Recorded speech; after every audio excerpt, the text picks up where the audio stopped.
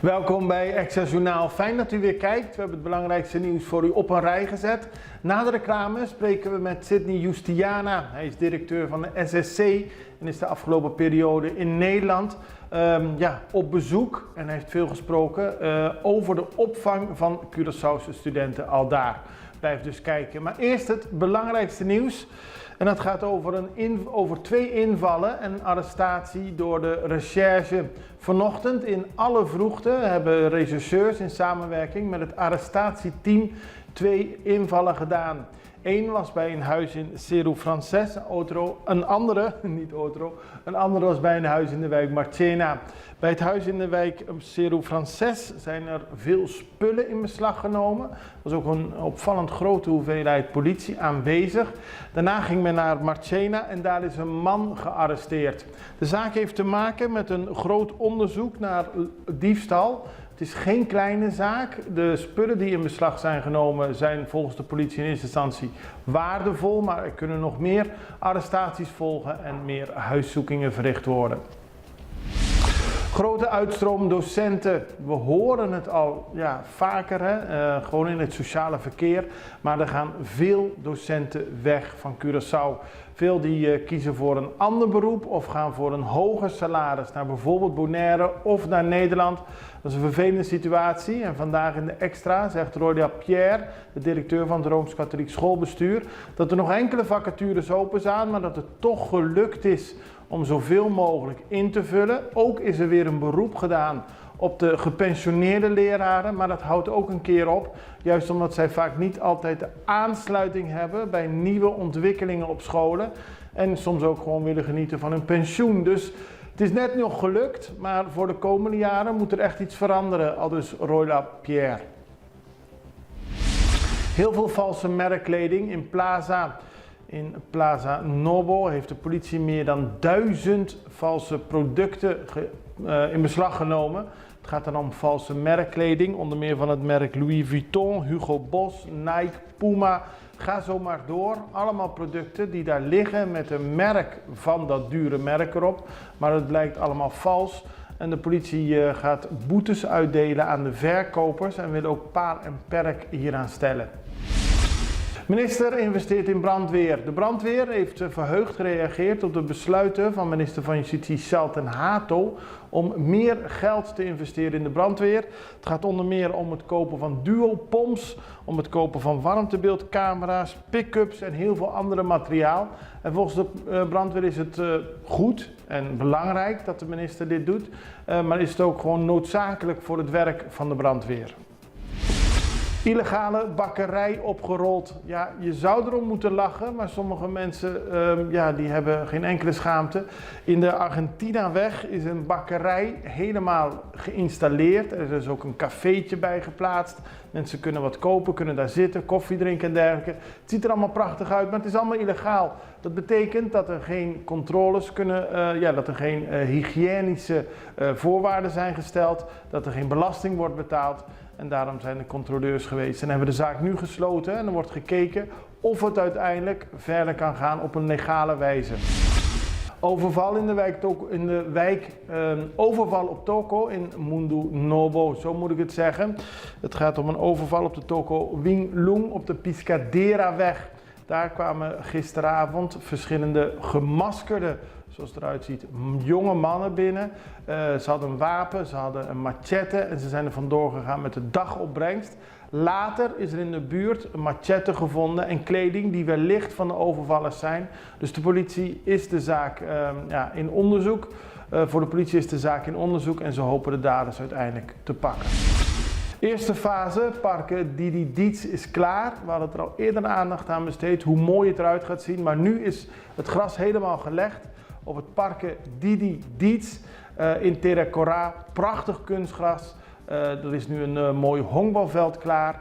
Rond dit nieuwe sportcentrum zullen er ook allemaal sociale ontwikkelingen plaatsvinden. Bijvoorbeeld ook huiswerkbegeleiding. Allemaal voor Terra Cora. Didi Gregorius en zijn broer Johnny Gregorius hebben dit tot stand gebracht. Didi is natuurlijk een belangrijke en zeer populaire honkballer in Amerika. Die op die manier iets terug wil doen voor Curaçao en in het bijzonder voor de wijk Terra Cora. Het ziet er prachtig uit. We gaan over naar de reclame en we zijn zo bij u terug met een interview met Sydney Justiana. Back to school com KFC, Pizza Hut e Subway. Bota imaginabo, 7 de Augustus, bota hanha llamada. Kuta bisabu, kubota ganadona di e back to school package, incluyendo laptop, wifi dongle di Digicel, ku anya di data, boga tinha chance aqui? Compra na KFC e Pizza Hut pa 25 florin of mas, of na Subway pa 5 florin of mas e llena bodatos nang patras di bobon e deposite de nos back to school raffle box.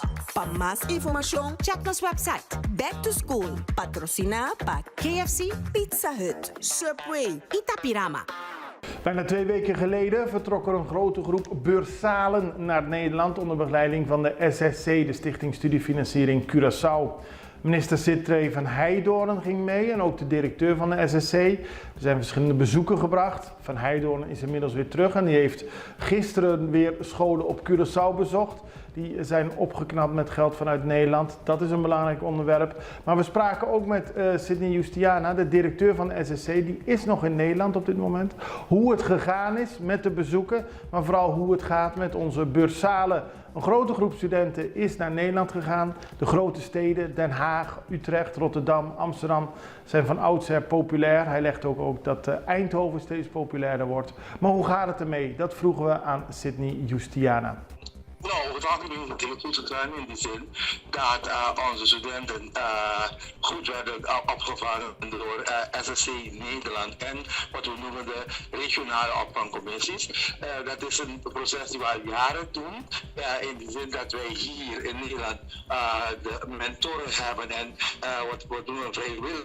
Die deel van de regionale commissie, die bereiden voor 1 maand voor die introductieweek. Ze zorgen voor dat de kinderen of de studenten een BSN krijgen en ook hun bankrekening krijgen. Ze zorgen dat de kamers van de studenten, ze controleren of de kamers in een goede staat zijn. En dan geven ze de studenten een paar hints voor wat betreft wat ze moeten doen in de staat die zij gaan wonen. Ook wilden we van hem weten of hij tevreden is tot nu toe na zijn uitgebreide bezoek aan Nederland. Ik ben tevreden met wat ze hebben gedaan. Ze hebben hard gewerkt en op dit moment zijn onze studenten in wat ik zei, in goede handen. In goede handen. En u heeft zelf gezien dat het goed gaat, maar daarnaast heeft u ook gesprekken gevoerd met schoolbesturen. Ja, kijk, niet schoolbesturen, maar bepaalde organisaties. We hebben zelf gesprek gehouden met de lokale burgemeester van Rotterdam. Kijk, die grote steden blijven, hebben een aantrekkingskracht. Ja. Zijn Rotterdam, Amsterdam, Den Haag, Utrecht en de laatste periode Eindhoven. Dus we hebben gesprekken gehouden met bepaalde autoriteiten van die steden en we hebben afspraken met ze gemaakt dat we in september terug moeten komen. Waarom moeten we in september terug moeten komen? Waarom moeten we terug in september komen? Kijk, huishouding of huisvesting, voor onze eerstejaarsstudenten is geen probleem. Dat hebben we hebben afspraak al 30 jaar met SSH en Duo. Dat zijn huisvestingsinstanties. Maar voor onze tweede jaar heb je een probleem. Ja. Een eigen huis gaan zoeken of eigen kamer. En met de nood die heerst nu in Nederland moet je concrete afspraken maken met niet makelaar, maar huisvestingsinstanties, zodat jij zodat die studenten iets goed en veilig krijgen. Ik heb gehoord van verschillende makelaars die zoveel geld aan onze studenten vragen, maar dat kan niet. Maar het is vraag en aanbod. Dus nu zijn we concreet bezig met afspraken die gemaakt moeten worden en getekend moeten worden bij bepaalde instanties, zodat wij onze tweedejaarsstudenten ook kunnen garanderen van een kamer. Eén groot probleem is er, Oscar. De meeste studenten denken dat een kamer gelijk is aan een studio. En de meesten willen een studio, daar hoef ik geen keuken, bad en zaal met mede-collega's, hoe zeg je dat? Te delen. Te delen. Maar studios zijn ontzettend duur. Ja. Behalve dat, als je in een studie zit, heb je geen contact met medestudenten en dan kan je in zekere zin, laten we zeggen, loonmis krijgen. Ja, die kamerprijzen. In Nederland wordt er veel over geklaagd. Dat dringt nu ook naar Curaçao door. En Justiana benadrukt dat realisme de boventoon moet voeren. Ons groot probleem is dat onze studenten moeten zich realiseren dat je gaat naar een ander land met andere cultuur.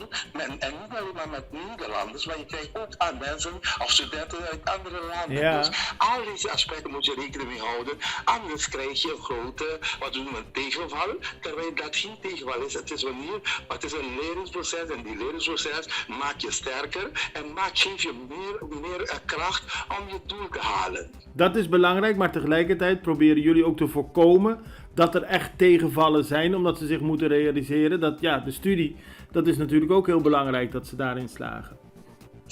Vandaar dat zij mentoren hebben. En ik ben blij dat de minister deze keer zelf de Kamer ging bezichtigen. Onze mentoren zijn mensen die gewoon maar 8 uur werken en daarna proberen ze de studenten te begeleiden. Ja. Ik heb gezien dat wij toch onze mentoren meer steuning nodig hebben. En ik heb gezien ook dat onze studenten nog 2 jaar ondersteuning nodig hebben. Weet je, de eerste en de tweede jaar moet je begeleiding krijgen en daarna jaar heb je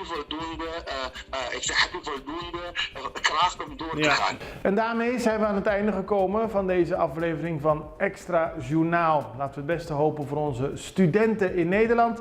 En ik wens u alvast een heel prettig weekend. Volgt u ons op Facebook, volg ons door middel van een klik. Kijkt u ons via YouTube, abonneer u dan op Extra Journaal. Voor ons beter, voor u beter en zo blijft u volledig op de hoogte. Dit was Extra Journaal, een heel fijn weekend. Tot maandag weer. Het allerbeste. Dag.